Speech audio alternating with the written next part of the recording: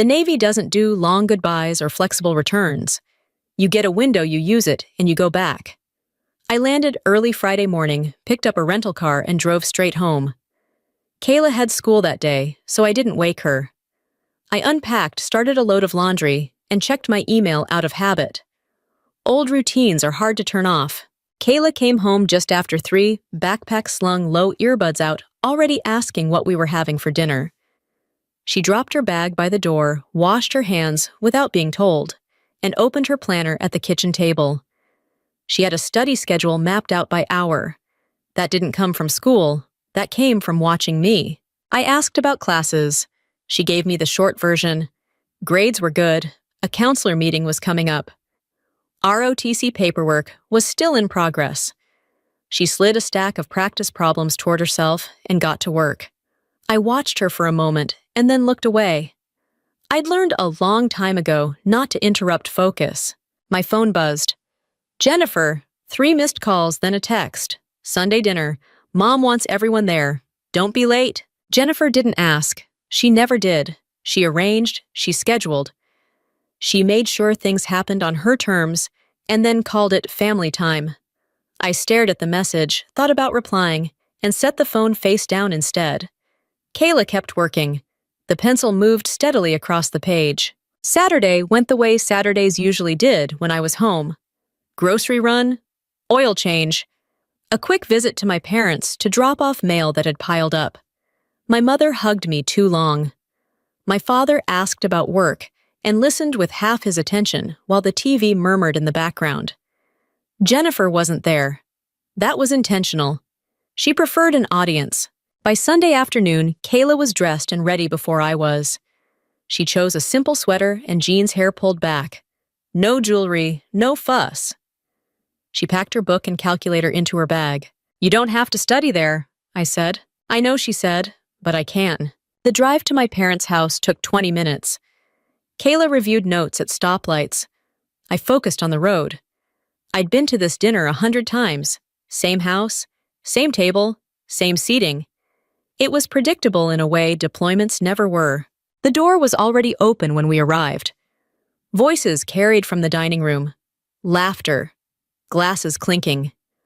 The smell of roast beef and potatoes. My mother rushed out to greet us, apron on hands damp.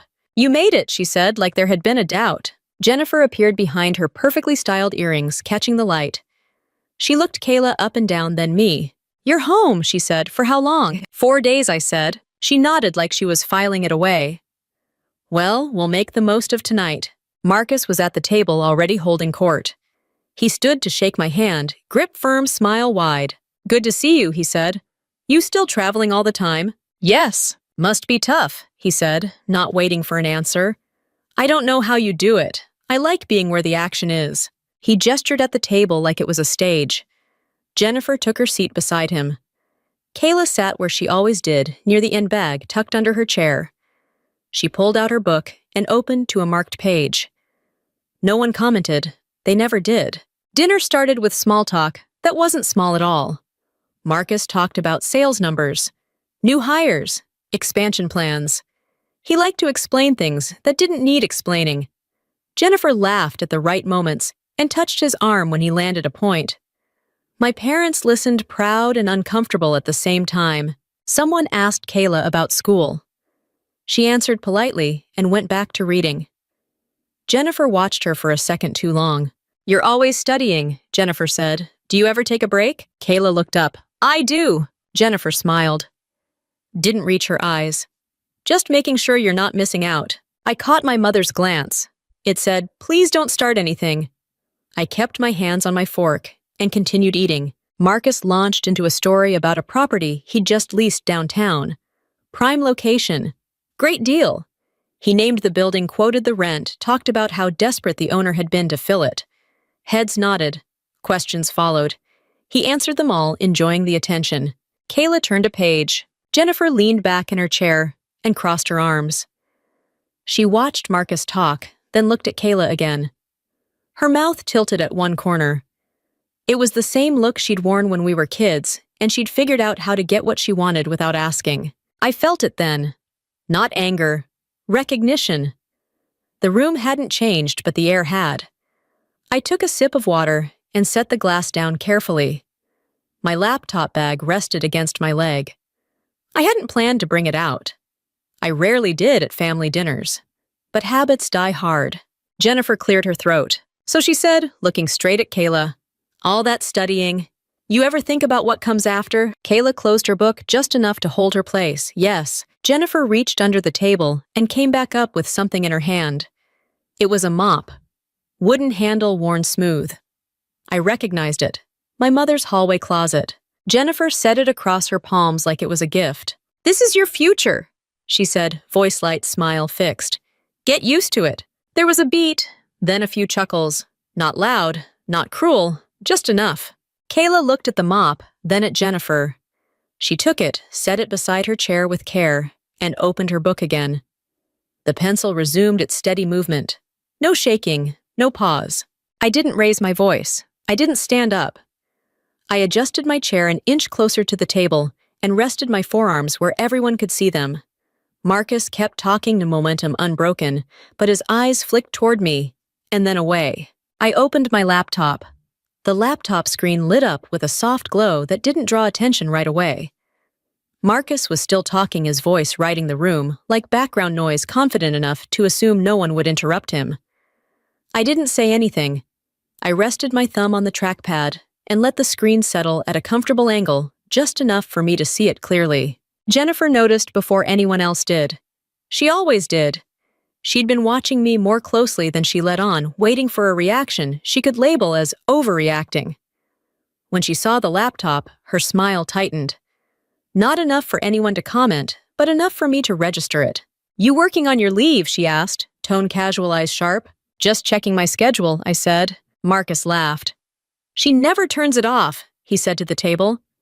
"That's the military for you, always on call. I don't know how you live like that." I didn't answer. I clicked through a calendar invite, then an email, not in a rush. Jennifer leaned back in her chair and crossed her arms the way she did when she felt like she was losing control of a room. Jennifer has always kept score. Not with numbers, but with moments. Who got praised? Who got attention? Who looked better in front of other people? Growing up, she learned early that visibility mattered more than substance. If something couldn't be seen, it didn't count. When I joined the Navy, she congratulated me loudly and then asked quietly when I planned to come back and do something real. When I deployed for the first time, she posted about how hard it must be for her to worry about me. When Kayla was born, Jennifer brought gifts and advice and a running commentary on everything I was doing wrong. I stopped correcting her years ago. It never changed anything. At the table, Marcus finished his story and took a sip of wine. "Anyway, he said this place downtown is going to be a game changer. Best team, best location. You'll see." "I'm sure," Jennifer said. She glanced at Kayla, then back at Marcus. "It's nice to see someone planning ahead." Kayla didn't look up. Her pencil paused, then moved again. Jennifer tilted her head. "You know, she said planning is important, especially if you don't have options." My mother shifted in her chair. What Jennifer said. "I'm just saying, not everyone has the same path." I felt the familiar pressure behind my eyes. Not anger, fatigue. Jennifer wasn't improvising. This was something she'd rehearsed. She'd chosen tonight for a reason. Audience matters to people like her. Marcus jumped back in. "That's why I tell my guys," he said, "you don't wait around. You take what's in front of you." Some people spend their lives preparing and never actually build anything. He smiled in my direction like it was a compliment. I clicked another tab open. The Wi-Fi was slow, but it didn't matter. I wasn't in a hurry. Jennifer reached for her water glass and didn't drink from it. "Kayla," she said. "What are you even studying right now?" Kayla answered without looking up. "Math." Jennifer laughed lightly. "Of course it is." My father cleared his throat. "She's always been good with numbers." "Yes," Jennifer said, "but grades aren't everything. The world doesn't care about test scores." Kayla finally looked up. "They matter to me." Jennifer blinked, surprised. She recovered quickly. "That's good. I just don't want you getting your hopes up." I closed the calendar and opened my email. The inbox loaded slowly, message by message.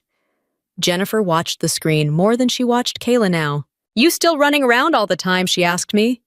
You ever think about settling down somewhere permanent? I mean, Kayla's not getting any younger. I have a plan, I said. Jennifer smiled again. I'm sure you do. Marcus leaned back. Some people are planners. Some people are builders, he said. I prefer to show result. He gestured around the table. Jennifer's earrings caught the light when she nodded along. My mother looked at her plate.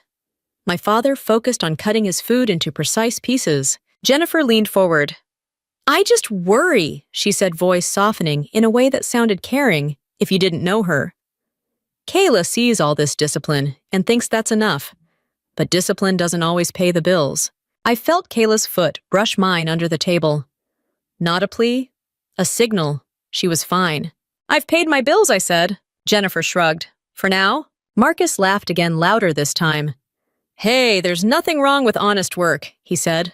Someone's got to do it. A few people smiled. Someone else chuckled. No one said a word. I scrolled. The email thread I needed was there exactly where it always was. Subject line clear. Dates lined up. Names spelled correctly. I didn't open it yet. Jennifer noticed my stillness.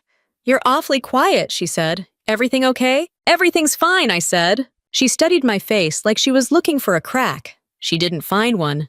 Jennifer has always believed that silence means surrender, that if someone doesn't argue, they've lost. It never occurred to her that silence can be a choice.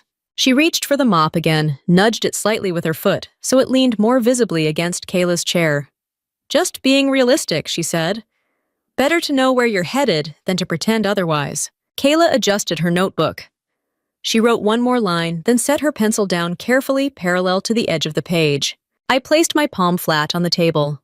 Not to stop anything, just to ground myself. Marcus, Jennifer said, tell her about the lease again. The part about the owner practically begging. Marcus smiled eager. Oh yeah, that was the best part. As he started over, I clicked the email open. The screen refreshed. The sender's name appeared at the top. I angled the laptop slightly closer to me, still not turning it outward. Jennifer's eyes flickered from Marcus to the screen and back. For the first time that night, she looked uncertain. The email sat open on my screen, while Marcus repeated himself louder this time, filling in details no one had asked for. I let him talk. I didn't look at Jennifer. I looked at Kayla. She had shifted the mop slightly, so it wasn't touching her leg anymore. Not out of disgust, out of neatness. She lined it up with the chair parallel to the table leg, then pulled her notebook back in front of her. The page was full of clean handwriting margins, straight numbers boxed. She turned the page once and kept going. Jennifer noticed. She always noticed when Kayla refused to perform. You're really not embarrassed? Jennifer asked, trying to keep her tone playful. Kayla didn't answer right away. She finished the problem she was working on, wrote the answer, then looked up. No, she said. Why would I be? A couple of people shifted in their seats. Someone cleared their throat. Jennifer laughed, a short sound that didn't land. I'm just saying, Jennifer said. Most kids would be mortified. Kayla shrugged. Most kids aren't me. That caught Marcus's attention. He stopped mid-sentence and glanced down the table. You got a little attitude there, he said. Kayla met his eyes. I'm focused. Marcus smirked. On what you think a book's going to save you, I set my hand lightly on Kayla's shoulder. Not to stop her, just to let her know I was there. She's doing fine, I said. Jennifer waved a hand. Relax, we're teasing, it's family. Kayla went back to her notebook. The pencil scratched steadily. I recognized the rhythm. She did that when she was blocking out noise. She'd learned it on long nights, waiting for me to get back from duty, sitting at the kitchen table working through assignments while the house stayed quiet. When Kayla was younger, people mistook her calm for passivity. Teachers, coaches, even relatives. They'd say she was shy or withdrawn. They didn't see what I saw. She wasn't shrinking. She was choosing where to put her energy. That came from watching me pack bags at odd hours. From learning that you don't argue with a schedule, you adapt to it. You don't complain about what you can't control, you prepare for what you can. Jennifer leaned closer. So what's the big plan then? She asked Kayla. All this studying has to be for something. Kayla paused, then answered without lifting her head. I'm applying for a scholarship. Oh, Jennifer said. Which one? Several. Marcus laughed. That's cute. Kayla looked up again. It's not cute. It's competitive. I felt a flicker of something in my chest. Pride, maybe? or relief. Jennifer tilted her head. And if that doesn't work out? Kayla's pencil stopped. Then I try something else. Jennifer smiled, slow and deliberate. You know, not everyone gets to choose. Some people just end up where they end up. Kayla considered that. I know. And you're okay with that? Jennifer asked. I'm okay with working, Kayla said. I'm not okay with being told I don't have options. The table went quiet. Marcus opened his mouth, then closed it. My mother reached for her napkin and folded it again, unnecessary but deliberate. Jennifer recovered quickly. No one said you didn't have options. You did, Kayla said, nodding toward the mop. Jennifer's eyes flicked down then back up. It was a joke. Kayla wrote one more line and closed her notebook. She stacked her papers neatly and slid them back into her bag. Jokes are usually funny. I hadn't told Kayla what to say. I hadn't coached her. I'd only ever told her to be honest and stay composed. She was doing both. Marcus leaned forwards. Listen, he said, voice dropping into something he probably thought was advice. The world doesn't hand out gold stars for effort. You've got to prove yourself. Kayla looked at him. I am. Jennifer scoffed. By studying at dinner, by preparing, Kayla said. I don't need an audience. That landed harder than anything else she'd said. Jennifer looked at me, searching for something. Permission. Disapproval. A crack. She didn't find it. I scrolled my email just enough to keep the screen active. The subject line stayed visible. The sender's name sat there, calm and unbothered by the room. Jennifer straightened in her chair. You're raising her to be rigid, she said. Life isn't all rules and schedules. Some parts are, I said. And what about when that doesn't work? Jennifer pressed. What happens when she realizes she's spent all this time preparing for something that never comes? Kayla answered before I could. Then I adjust. Marcus laughed again, but there was an edge to it now. You sound like your mother. Kayla nodded. Good. Jennifer's smile faltered. You don't think maybe you should enjoy being young, Kayla said. This is how I enjoy it. That was when Jennifer reached for the mop again, lifted it just enough to draw attention, then set it back down with a small tap. Well, she said, at least you're getting familiar with the tools. A few people chuckled. Not because it was funny, because it was easier than saying something else. I felt the weight of every eye on Kayla. She didn't flinch. Instead, she zipped her bag, stood up, and slid the chair back in without scraping the floor. I'm going to get some water, she said. Sit down, Jennifer said. We're not done. Kayla paused. She looked at me. I met her gaze and nodded once. She went to the kitchen, filled a glass, and leaned against the counter, calm as ever. My mother hovered nearby, whispering something I couldn't hear. Kayla listened, nodded politely, and took a sip. At the table, Marcus resumed his story like nothing had happened. Jennifer tried to laugh along, but her attention kept drifting to the kitchen and back to my laptop. I clicked the trackpad again. The email opened fully. Attachments lined up beneath it. Lease summary, management notes, dates, clean and orderly. Jennifer saw the attachments and stiffened. What are you even doing? She asked. Reading, I said. She stared at the screen longer this time. The uncertainty from earlier sharpened into something closer to concern. Kayla returned to her seat and placed the glass carefully to the right of her plate. She sat down, hands folded in her lap, posture straight. Marcus finished his sentence and waited for laughter that didn't come. He frowned, glanced around, then looked at me. You got something to add, he asked. I rested my fingers on the edge of the laptop and felt the smooth metal under my skin. I didn't turn the screen yet. I didn't say a word. Jennifer opened her mouth, then closed it. For the first time that night, the room felt like it was holding its breath. The silence didn't last long. Marcus hated dead air. He leaned back, cleared his throat, and filled the space the way he always did. Anyway, he said, rolling his shoulders like he was resetting the room. This building is exactly what we needed. Downtown traffic, easy parking room to grow. You don't stumble into deals like that. You make them happen. A few heads nodded. My father murmured something about location.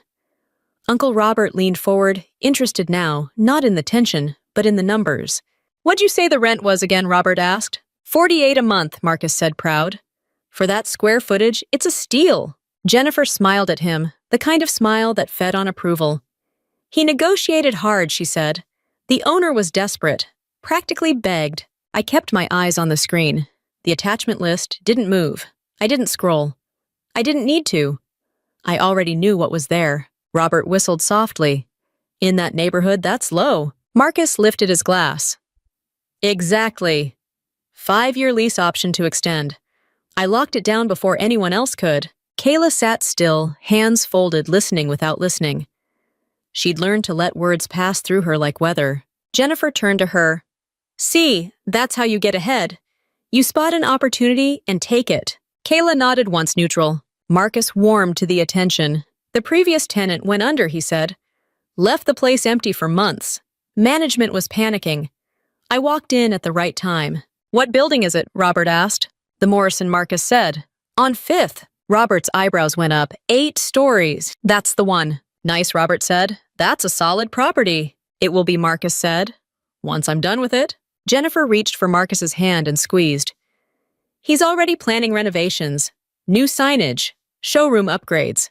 How much are you putting into it? Robert asked. Marcus shrugged. Couple hundred, give or take. Worth it. I took a sip of water. The glass clinked softly when I set it down. Jennifer glanced at me, then away. My mother shifted in her chair. That sounds expensive. It's an investment, Jennifer said quickly. You have to spend money to make money. My father nodded, uncertain. As long as it's stable, it is, Marcus said. The terms are solid. Any termination clause? Robert asked out of habit. Marcus laughed. Standard stuff, nothing to worry about. I clicked once. The trackpad sound was barely audible. Jennifer's eyes snapped to the laptop. Can we not talk about business all night? She said. It's family dinner. You were just praising the deal I said. She smiled tightly. I'm just saying we should keep things light. Marcus waved her off. It's fine. Robert gets it. Robert leaned back. Still 5 years is a commitment. I'm not going anywhere, Marcus said. This is my flagship. Kayla glanced at me, then back at the table. She didn't say anything. Jennifer took a breath. Kayla, she said, you should pay attention. This is how adults plan. Kayla looked at her. I'm paying attention. To what? Jennifer asked. To how people talk about money, Kayla said, and how they treat each other while they do it. A couple of forks paused mid-air. Jennifer blinked. That's not what I meant, she said. It's what I heard Kayla said. Marcus laughed a short bark. You're sharp, he said. Just don't let it make you soft. Kayla didn't respond. She didn't need to. Jennifer leaned back again, arms crossing. You know, she said, not everyone has access to opportunities like that. Some people just work jobs. I felt my jaw tighten. I let it pass. Marcus nodded. Nothing wrong with that. Someone's got to clean up. A chuckle rippled down the table. It wasn't loud. It didn't need to be. I didn't look up. Jennifer reached for her napkin and dabbed the corner of her mouth. At least she's realistic, she said, nodding toward Kayla. No big dreams, right? Kayla met her eyes. I have goals. Jennifer smiled. Same thing. Marcus set his glass down. Goals are nice, he said. Results are better. Robert glanced between us. Lauren, what do you think? I looked up then. About the building. Robert nodded. Yeah, you've been quiet. I think the numbers explain themselves, I said. Marcus grinned. Exactly. Jennifer laughed, relieved. See? Even she agrees. I didn't correct her. My mother cleared her throat. Dessert soon? After this, Jennifer said. She shifted in her chair and glanced toward the hallway. I have something to show Kayla. She reached down and hooked her foot around the mop handle, dragging it closer to her chair. The wood scraped lightly against the floor. It wasn't loud, but it cut through the room. Kayla watched the movement without reacting. Jennifer lifted the mop and balanced it across her palms again, like she'd rehearsed the motion. You know, she said, voice light. It's good to be familiar with tools. I felt the air change. Not heavy, sharp. Marcus smirked. Practical skills, he said. Jennifer nodded. Exactly. She turned the mop, slightly angling it toward Kayla, as if offering it. No shame in starting where you can. My mother opened her mouth, closed it. My father stared at his plate. I didn't move. Jennifer extended this handle another inch. Better to be prepared, she said. Right. Kayla's eyes flicked to me, then back to the mop. She didn't reach for it. I rested my hand flat on the table again, steady. The laptop hummed quietly beside my arm. Marcus leaned forward. Come on, he said. It's just a joke. Jennifer's smile widened, satisfied now that all eyes were on her. She held the mop out, waiting. The room had gone quiet enough that I could hear the refrigerator cycle on in the kitchen. I shifted my chair slightly and adjusted the angle of the laptop so the screen faced inward just for me. I didn't touch it yet. I didn't say anything. Hey. Jennifer cleared her throat. Kayla, she said, take it. Kayla inhaled slow and controlled. I let my fingers hover over the trackpad. Kayla's breath steadied before she moved. She reached out, took the mop by the handle, and lifted it cleanly from Jennifer's hands. No hesitation, no eye contact. She set it beside her chair, aligning it with the table leg like it belonged there. Then she sat back down, opened her notebook, and returned to the line she'd marked earlier. Jennifer blinked. The room didn't react the way she'd planned. Marcus laughed anyway. There you go, he said. See, no big deal. A few people followed with small, uncertain chuckles. My mother pressed her lips together. My father's knife scraped against his plate as he cut another piece of meat he didn't eat. I kept my fingers hovering over the trackpad. I didn't touch it. Jennifer's smile wavered, then reset. Good attitude, she said. That'll take you far. Kayla didn't look up. Her pencil moved, paused, then moved again. Jennifer tried again. I mean it. A lot of people don't want to hear the truth. You're handling it better than most. Kayla wrote the last number, boxed it, and set the pencil down. She closed the notebook halfway, keeping her place. What truth, she asked. Jennifer laughed softly. Don't be dramatic. I'm not, Kayla said. I'm asking. Marcus leaned in. Life's not fair, he said. You work with what you've got. Kayla nodded once. I am. Jennifer tilted her head, studying Kayla like a puzzle that wasn't cooperating. You really don't feel embarrassed? Kayla met her eyes. No. Even with everyone watching, Jennifer asked. Kayla glanced around the table. I don't see anyone I need approval from. That landed hard. Uncle Robert shifted in his seat. Someone coughed. Jennifer's smile tightened until it looked more like a grimace. Marcus waved a hand. Hey, relax. It's family. We tease. Teasing usually goes both ways, Kayla said. Jennifer scoffed. So now you're lecturing us. Kayla shook her head. No, I'm just not playing along. I placed my palm flat on the table, not to stop anything but to anchor myself. My heart rate was steady. This wasn't a moment to rush. Jennifer leaned back, arms crossed. You're raising her to be cold, she said to me. No sense of humor. I'm raising her to be focused, I said. Marcus smirked. Focused on what you think studying is a shield. Kayla closed the notebook fully and slid it into her bag. She zipped it with a soft, precise motion. It's not a shield, she said. It's preparation. Jennifer laughed again, louder this time, inviting the room to join her. Preparation for what? Kayla stood.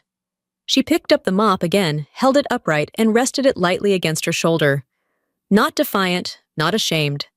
Just factual. For work, she said. If that's what I need to do. Jennifer's laugh faltered. See, she said, looking around. She gets it. Kayla continued calm. But it's not all I'll do. Marcus raised his eyebrows. Oh, Kayla nodded. I'll do what I choose. Jennifer opened her mouth, then closed it. She hadn't expected that answer. My mother stood abruptly. Does anyone want more potatoes? No one answered. Kayla set the mop back down beside the chair and sat again. She folded her hands in her lap, posture, straight gaze steady. The moment stretched uncomfortable and exposed. Marcus cleared his throat. Anyway, he said, eager to reclaim control, like I was saying about the building. Which building? Kayla asked. Marcus paused. The Morrison, downtown. Kayla nodded.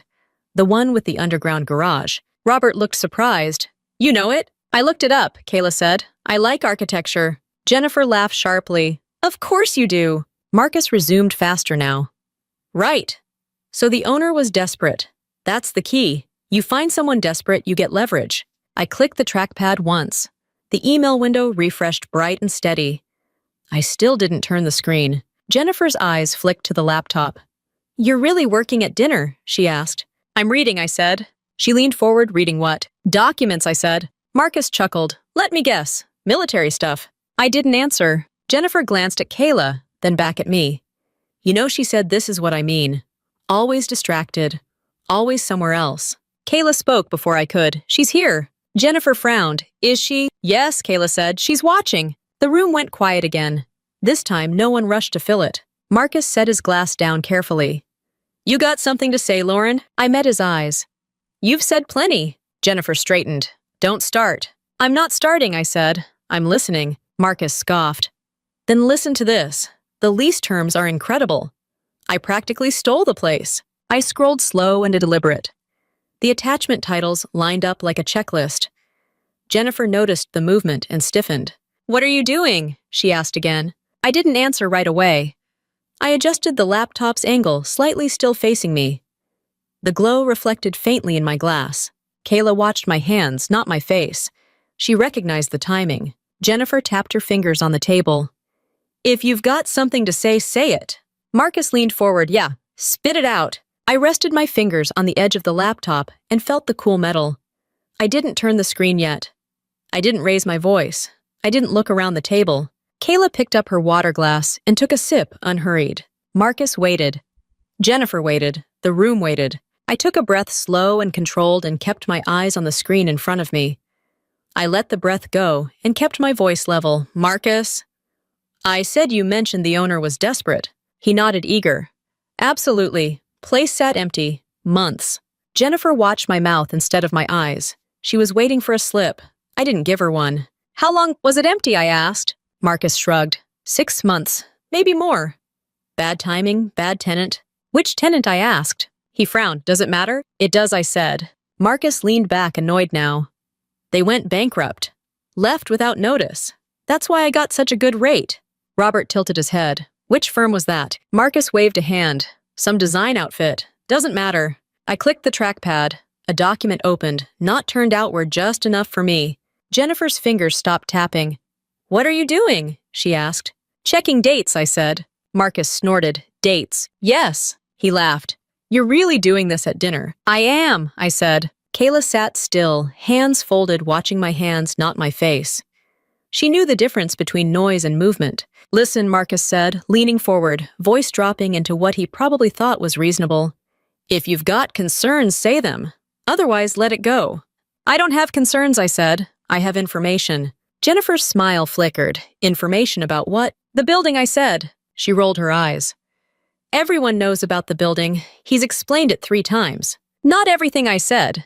My mother shifted. "Lauren." "It's okay," I said. Marcus smirked. "You suddenly an expert in commercial leases." "I read what I signed," I said. Robert glanced at Marcus. "Fair." Marcus's jaw tightened. "So what's your point?" I scrolled once more. The cursor moved. A name appeared at the top of the page. Jennifer leaned in despite herself, then caught the movement and leaned back, pretending she hadn't. "My point," I said, "is that desperation doesn't always look the way people think it does." Marcus laughed. "Now you're giving lessons." "No," I said. "I'm clarifying." Jennifer crossed her arms. "Clarifying what?" "The timeline," I said. Marcus exhaled sharply. "This is ridiculous." "Is it?" I asked. He stared at me. "You're acting like you were involved." I didn't answer right away. I adjusted the laptop's angle a fraction, still facing me. The glow reflected off my water glass. Kayla took another sip. Slow, steady. Jennifer leaned forward, voice low. "If you've got something to say, say it." I nodded once. "Okay." Marcus straightened, ready. "Go ahead." "The building you leased," I said, "wasn't empty because no one wanted it." Marcus scoffed. "You don't know that." "It was empty because the previous tenant defaulted," I said, "and the owner had to clear liens before accepting a new lease." Robert's eyebrows rose. "That tracks." Marcus frowned. "How would you know?" "I read the notices," I said. Jennifer's eyes narrowed. "What notices?" "Public filings," I said. "They're not hard to find." Marcus laughed again, but it sounded thinner now. "You really looked all this up." "I keep records," I said. He leaned forward. "Why?" "Because it's my job," I said. Jennifer scoffed. "Your job is the Navy." "And asset management," I said. The room shifted, not loudly, subtly.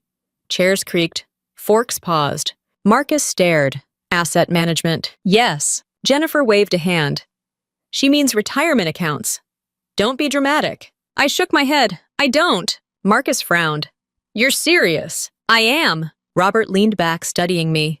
"You manage properties?" "Yes," I said. Jennifer laughed sharp. "Since when?" "For a while," I said. "How many?" Marcus asked, skeptical. "Enough," I said. Jennifer rolled her eyes.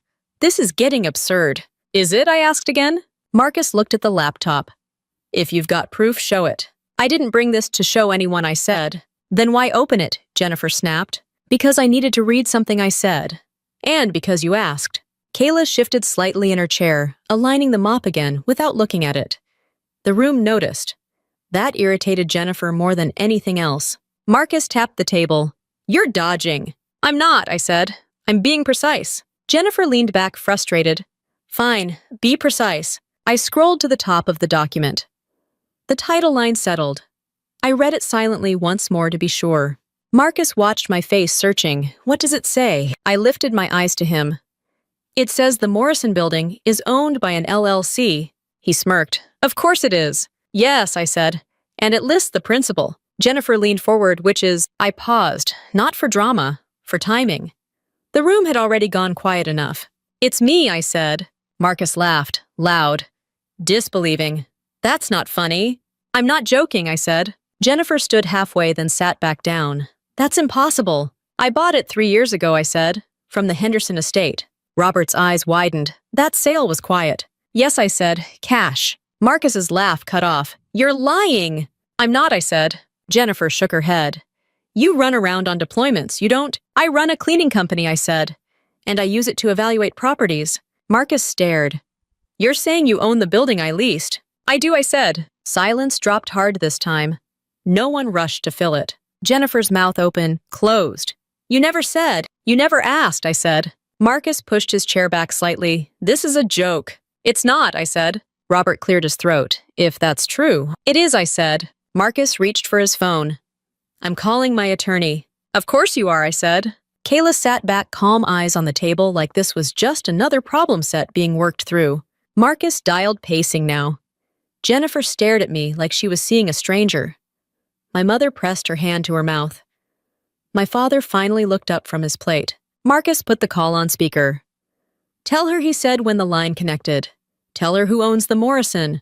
A pause. Papers rustled on the other end. The Morrison building is held by Summit Commercial Properties, the attorney said. The principal owner is... Marcus stopped pacing. Jennifer inhaled sharply. The attorney continued, clear and professional. Lauren Reed. No one spoke, not a sound. Marcus lowered the phone, staring at the screen like it might argue back. I closed the laptop gently and set it beside my plate. I didn't look around the table. I didn't need to. I rested my hands flat on the wood and stayed where I was. Marcus didn't end the call right away. He stood there with the phone still pressed to his ear, eyes unfocused like he was waiting for the attorney to laugh and say there had been a mistake. The voice on the other end didn't change. It stayed professional, calm, and very real. Yes, the attorney repeated. Summit Commercial Properties, LLC. Principal owner, Lauren Reed. The lease was executed through our standard property management process. Marcus finally pulled the phone away and stared at it. You reviewed this lease, he said. You didn't notice. I noticed the terms, she replied. They were favorable. Ownership wasn't relevant to your obligations as a tenant. Jennifer leaned forward, hands gripping the table. Wait, she said, cutting in. Are you saying she approved it? The application was approved, the attorney said. That's correct. Marcus's voice dropped. By her, there was a pause. By the owner's management company, which she controls. The words landed one by one like weight being added to something already strained. Marcus swallowed. Is this even legal? Yes, the attorney said. There's no requirement for a property owner to disclose their identity to a commercial tenant. Everything was handled appropriately. Jennifer shook her head. That can't be right, it is the attorney said. If you have concerns, we can review the termination clause. Marcus's shoulders tensed. What about it? You may terminate with 90 days' notice, the attorney said, and a fee equal to 3 months' rent. Marcus did the math out loud without realizing it. That's $144,000. Correct, the attorney said. Plus any improvements already made to the property, which remain with the building. Marcus closed his eyes. Jennifer grabbed his arm. Tell her to stop, she said, voice sharp. Tell her this is a conflict of interest. The attorney's tone didn't change. There is no conflict. The lease is valid. Marcus ended the call without another word. The phone dropped to the table with a soft thud. No one spoke. Even the refrigerator had gone quiet. Jennifer turned to me slowly. You did this on purpose. I reviewed an application, I said. You let him sign, she said. He submitted it, I said. I accepted it. That's setting him up, she snapped. No, I said, that's business. Marcus laughed, once harsh and humorless. You let me brag about that deal. I didn't stop you, I said. You sat there, he said, voice rising, while I talked about stealing the place. I didn't hand anyone a mop, I said. Jennifer flinched. Marcus rubbed his temples. This is unbelievable. Robert leaned forward. It's actually pretty straightforward. Marcus shot him a look. Stay out of it. Robert didn't back down. You leased a building, the owner accepted. Terms are legal. Pride doesn't change that. Jennifer turned on Robert. You're taking her side. I'm taking reality's side, Robert said. My mother finally spoke. Lauren, she said softly, why didn't you tell us? I looked at her. About the buildings. She nodded. About any of this. I thought about it. Not long, just enough. No one asked, I said. And when I mentioned the first one years ago, Dad told me to stop being reckless. My father's face tightened. I don't remember saying that. You do, I said. You said I should focus on my job and not gamble. The table stayed quiet. Jennifer pressed her hands flat on the wood. You've been hiding this. I've been working, I said. Marcus pushed his chair back and stood. This is fraud. It's not, Robert said. This is manipulation, Jennifer said. It's documentation, I said. Marcus paced. I can get out of this. Yes, I said. With notice? And the fee, he said. Yes. And the renovations, Jennifer asked. They stay, I said. Marcus stopped pacing. You're enjoying this. I shook my head. No. Jennifer laughed bitterly. Then what? This is revenge. I met her eyes. No, this is consequence. She stared at me, searching for anger satisfaction, anything dramatic.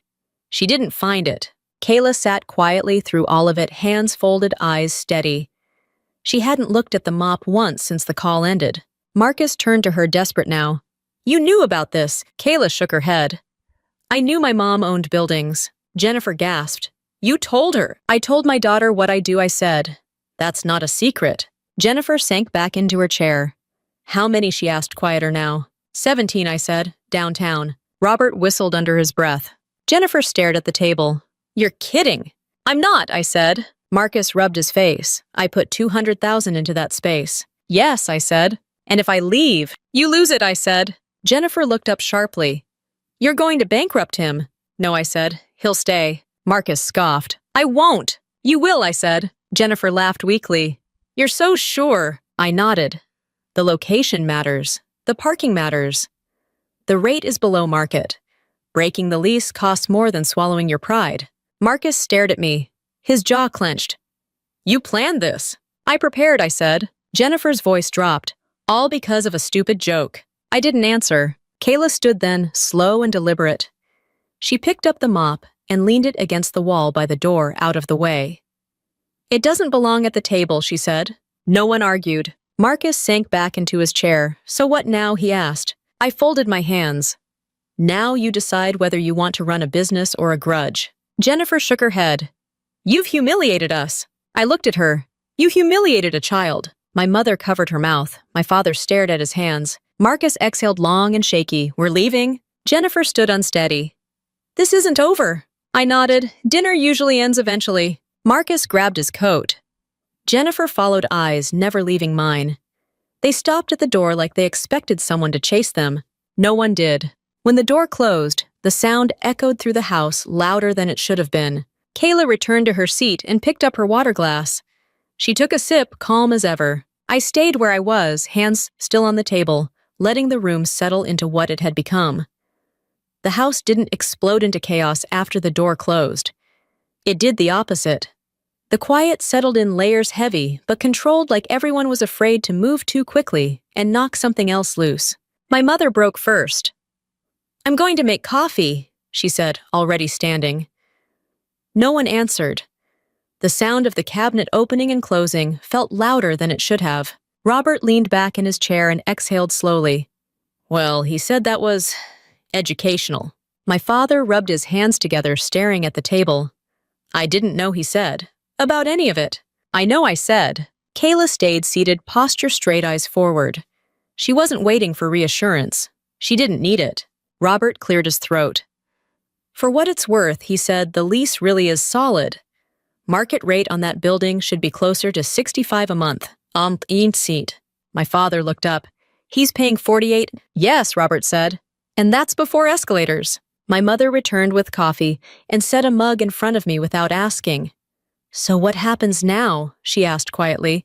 What happens next is already written, I said.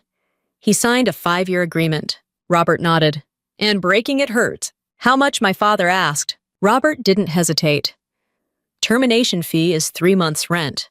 That's $144,000, plus sunk renovation costs. Those don't transfer.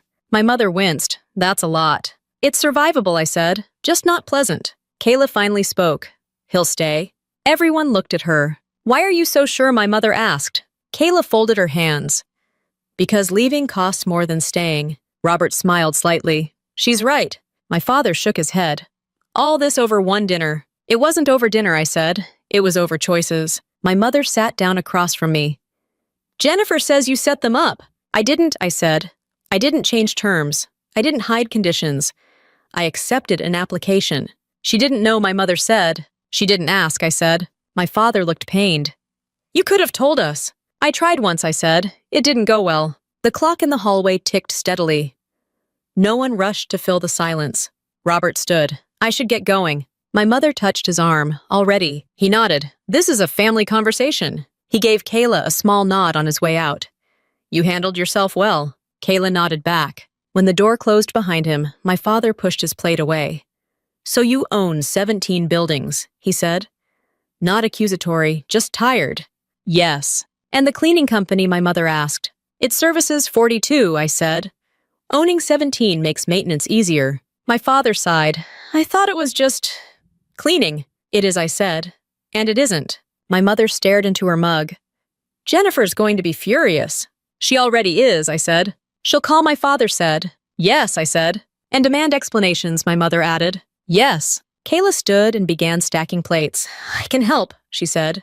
You don't have to, my mother said. I want to, Kayla said. She carried dishes to the sink, rinsed them, and set them in the dishwasher with the same care she put into everything else. The mop still leaned against the wall near the door. No one mentioned it. My father watched Kayla work. You didn't cry, he said. Kayla shrugged. There was nothing to cry about. My mother looked at her. It must have hurt. Kayla considered that. It was uncomfortable, not hurtful. I felt something ease in my chest, not pride, relief. My phone buzzed. A text from Jennifer. 3 words. You humiliated us. I didn't reply. Another buzz. Marcus. Missed call. Then my property manager. Are you okay? Tenant called his attorney. I typed back. Everything's fine. My mother noticed the phone. They're already calling. Yes, I said. My father leaned forward. What are you going to do? Nothing, I said. The lease runs. That's it, my mother asked. That's it, I said. Kayla returned to the table and sat down. Do you want to leave? She asked me. In a minute, I said. My mother looked at Kayla. You're not angry. Kayla shook her head. I'm clear. About what my father asked. About who I listened to, Kayla said. That landed quietly but firmly. My phone buzzed again. Jennifer this time. A longer message. Accusations. Questions. Demands. I read it once and locked the screen. My mother reached for my hand. I wish tonight had gone differently. So do I said. But you don't regret it, she said. No, I said. My father nodded slowly. I think I understand. Kayla picked up her bag. Can we go? She asked. Yes, I said. My mother stood and hugged Kayla tightly. You're a good kid, she said. Kayla returned the hug, brief but genuine. I know. My father hugged me next. You should have told me sooner, he said. I tried, I said. He nodded. I hear you now. We stepped out into the night. The air was cooler than it had been earlier, sharp and clean. Kayla walked beside me, shoulders relaxed. In the car, she buckled her seatbelt and stared ahead. He's going to stay, she said again. Yes, I said. And he's going to hate it, she added. Yes. She nodded, satisfied. That's expensive. It is, I said. She leaned her head back against the seat. I'm okay, she said. I know, I said. My phone buzzed once more as I pulled out of the driveway. A new message from Marcus. We need to talk. I didn't answer. Kayla watched the streetlights pass one by one, then opened her bag and pulled out her notebook. She flipped to a fresh page and began writing pencil, moving in steady strokes. I kept my eyes on this road and drove us home. The car rolled to a stop at a red light, and Kayla kept writing like nothing else mattered. The glow from the street lamp slid across the windshield and faded again. I waited until we were back on the main road before speaking. You don't have to study tonight, I said. She didn't look up. I want to. I nodded and drove. The house was quiet when we got home. Kayla set her bag down, lined her shoes by the door, and went straight to the kitchen to refill her water bottle. I checked the lock's habit more than concern and set my phone on the counter face down. It buzzed anyway. Jennifer, again. I ignored it. Kayla sat at the table and spread her notes out, posture, relaxed, shoulders loose. There was no tension in her movements, no delayed reaction waiting to break through later. Some people think strength shows up as anger. Others mistake composure for denial. I've learned the difference the hard way. I poured myself a glass of water and sat across from her. Do you want to talk about it? I asked. She shook her head. I already know what I think, which is that I don't need her approval, she said, or his. That's fair, I said. She capped her bottle and leaned back in her chair. You weren't mad. I was paying attention, I said. She smiled slightly. That was better. My phone buzzed again, Marcus this time. Then Jennifer, then my mother. I picked it up and silenced it. The room felt calmer immediately. Kayla watched me. Are they going to keep calling? Yes, I said. Are you going to answer? Not tonight, I said. She nodded. Good. The next morning, I woke early out of habit. Kayla slept in. I made coffee, reviewed emails, and flagged a few messages for later. One from my property manager confirmed what I already knew. The tenant had called twice, angry and confused, asking about exit options that didn't exist. Another message came through while I was reading. Jennifer Longer this time. You embarrassed us in front of everyone. You could have handled that privately. This didn't have to turn into a spectacle. I read it once and closed it. Kayla came into the kitchen a few minutes later, hair still damp from the shower. They still upset? She asked. Yes, I said. She shrugged. That makes sense. Does it? I asked. She thought about it. People don't like being treated the way they treat others. I smiled. That's accurate. She poured cereal and sat down. Are we still going to Grandma's next Sunday? I don't know, I said. She nodded, accepting the uncertainty without pushing. Around noon, my mother called. I let it ring once, then answered. Are you okay? She asked. Yes. Jennifer says you're cutting her off. I'm setting boundaries, I said. She's your sister. I know, I said. That doesn't mean she gets access without respect. There was a pause. She's hurting. So is Kayla, I said. She didn't look hurt, my mother said. That's not the same thing I said. Another pause. I wish you'd told us sooner. I told you when it mattered, I said. My mother sighed. Will you still come by? Yes, I said. When it's calm. After I hung up, Kayla looked up from her notes. That was Grandma. Yes. She's worried. She usually is. Kayla smiled faintly. I don't blame her. That afternoon, Marcus left a voicemail. Short, controlled, asking to talk, suggesting they could work something out. I didn't delete it. I didn't respond. Kayla watched me listen to it. Are you going to? Eventually, I said. Why? Because boundaries don't mean silence forever, I said. They mean choosing when and how. She nodded. That makes sense. Later, we went for a walk. Nothing dramatic. Just the neighborhood familiar sidewalks, dogs barking behind fences. Kayla talked about her counselor meeting, about scholarship deadlines, about a math problem she couldn't quite resolve. I listened. At dinner, my phone buzzed again. Jennifer this time shorter. We didn't know. You should have told us. I set the phone down without answering. Kayla noticed. She's trying to rewrite it. Yes, I said. Are you going to let her? No, I said. She smiled satisfied. That night, after Kayla went to bed, I finally replied to Marcus. One sentence. We can talk next week, through email. No insults, no explanations. I slept well. The following day, my leave clock kept ticking. Errands, laundry, paperwork. Life moving forward without asking permission. Jennifer didn't stop trying. Texts, calls, messages through my mother, each one framed differently. Confusion, anger, guilt. None of them included an apology. Kayla noticed. She hasn't said sorry. No, I said. Does that matter? Yes, I said. But it's not my job to force it. On my last evening at home, Kayla packed her bag for school the next day. She lined everything up on her desk, checked her planner, and set her alarm. You ready for me to go back? I asked. She nodded. I'm good. You sure? Yes, she said. I know how to handle things. I believed her. My phone buzzed one last time that night. A message from my property manager. Tenant confirmed he's staying. Renovations continue as planned. I locked the screen and set the phone down. Kayla finished packing and sat on her bed tying her shoes. He's stuck, isn't he? Yes, I said. She stood and slung her backpack over her shoulder, testing the weight. That's a long time. 5 years, I said. She nodded thoughtful. That's a lot of rent. It is, I said. She smiled. Good. I turned off the lights and followed her out of the room. The house quiet and settled around us exactly the way I needed it to be. The morning I left, Kayla stood in the doorway with her backpack on, hair pulled back, shoes tied tight. She hugged me once, firm and quick, the way she always did, when she didn't want to linger. I'll text you when I get home, she said. I know, I said. I drove to the airport, returned the rental, cleared security, and boarded without drama. Routine has a way of sanding down emotion until it fits where it belongs. By the time the plane leveled off, my phone was already quiet again. Back on base, life resumed its normal pace. Briefings, emails, schedules that didn't care what happened at a family dinner. I unpacked, checked in, and went back to work. The Navy doesn't pause for personal milestones, humiliations, or revelations. That's part of why it works. 2 days later, my property manager sent an update. Renovations were moving forward, permits approved, contractors on schedule. The tenant had asked again about adjusting terms. The answer was still no. I forwarded the message to my records folder and went on with my day. Marcus sent one email. It was polite, clipped, and carefully neutral. He wanted to discuss future alignment and long-term cooperation. I replied once, equally brief. All communication would go through management. That was it. Jennifer didn't write at first. When she finally did, it wasn't an apology. It was a request. Can we talk? She asked. I read it and closed the app. Kayla texted that evening.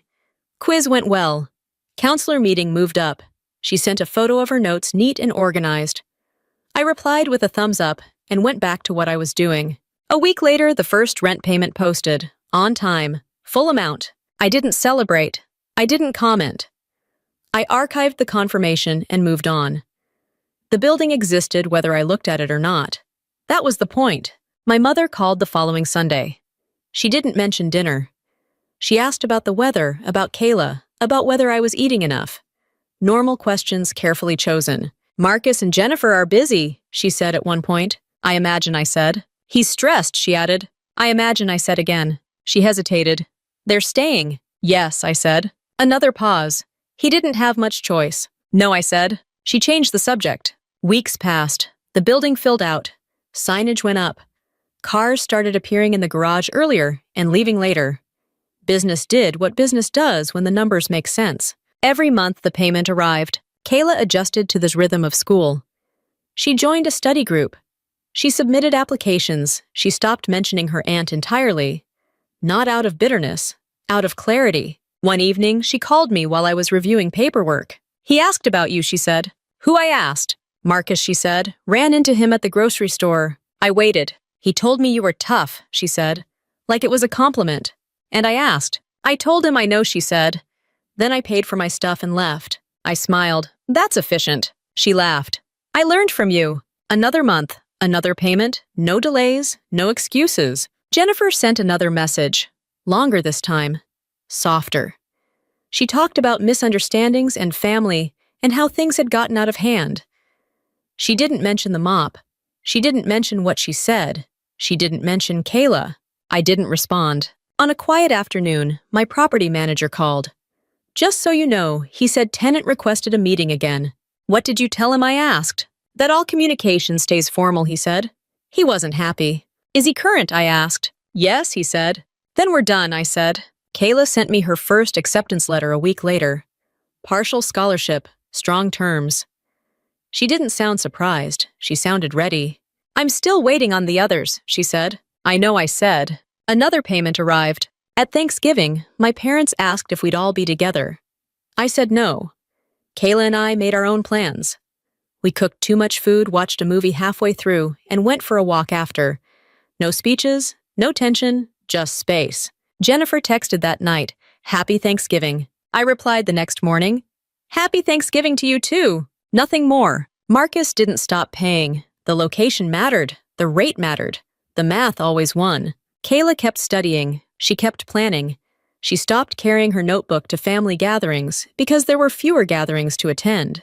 One evening, she asked me something I hadn't expected. Do you think she meant it? She asked. What I said. What she said, Kayla said, about my future. I thought for a moment. I think she meant what she needed to mean, I said. That doesn't make it true. Kayla nodded. Good. Another payment posted. Jennifer eventually apologized. It wasn't perfect. It wasn't complete. It arrived in pieces, scattered through a longer message about family and stress and pride. She didn't ask for forgiveness. She asked for access. I read it. I didn't answer right away. When I did, it was simple. We can talk when Kayla is ready. Kayla read the message when I showed her. She didn't react much. Not yet, she said. That's fine, I said. The months continued. Seasons changed. The building stayed busy. The numbers stayed consistent. Marcus stopped asking for meetings. Jennifer stopped explaining herself. The system didn't care who felt embarrassed or justified. It only cared that obligations were met. Every month the payment arrived. Kayla received her final acceptance in the spring. Better terms. More options. She chose carefully the way she always did. I don't need to rush, she said. No, I said, you don't. We celebrated quietly. No posts, no announcements, just dinner at home and a plan on paper. Later that night, my phone buzzed. Another rent confirmation. Same amount, same date. I locked the screen and set it down. Kayla went back to her desk and opened her notebook, flipping to a fresh page. She wrote the date at the top, underlined it once, and started outlining her next steps. I watched her for a moment, then turned off the light in the hallway and let the house settle. Some lessons don't need reminders. Some don't fade. They show up on a schedule regular and unavoidable. Every month. People often think revenge has to be loud to be effective. It doesn't. Sometimes it's quiet, structured, and boring in the best possible way.